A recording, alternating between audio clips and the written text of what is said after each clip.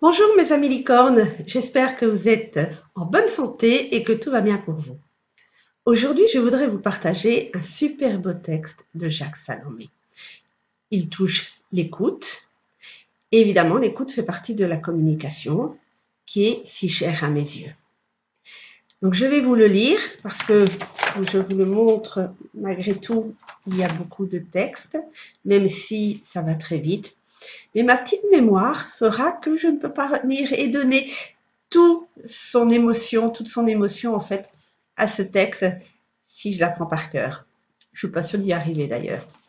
En tout cas, je vous remercie. Je vais commencer à vous le lire et j'aimerais juste dans vos commentaires que vous puissiez me dire ce que vous en pensez, ce que vous retenez, ce qui est important pour vous. Parce que voilà, l'écoute, je pense, est la base de tout pour avoir une bonne communication. Alors on y va. Quand je te demande d'être écouté. Quand je te demande de m'écouter et que tu commences à me donner des conseils, je ne me sens pas entendue. Quand je te demande de m'écouter et que tu me poses des questions, quand tu argumentes, quand tu tentes de m'expliquer ce que je ressens ou ne devrais pas ressentir, je me sens agressée. Quand je te demande de m'écouter et que tu t'empares de ce que je dis pour tenter de résoudre ce que tu crois être mon problème, aussi étrange que cela puisse paraître, je me sens encore plus en perdition.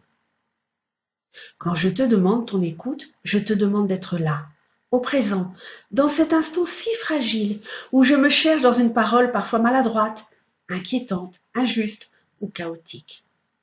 J'ai besoin de ton oreille, de ta tolérance, de ta patience, pour me dire au plus difficile comme au plus léger. Oui, simplement m'écouter, sans excusation ou accusation, sans dépossession de ma parole. Écoute, écoute-moi. Tout ce que je te demande, c'est de m'écouter, au plus proche de moi. Simplement accueillir ce que je tente de te dire, ce que j'essaie de me dire. Ne m'interromps pas dans mon murmure. N'aie pas peur de mes tâtonnements ou de mes imprécations, mes contradictions comme mes accusations. Aussi injustes soient-elles, sont importantes pour moi.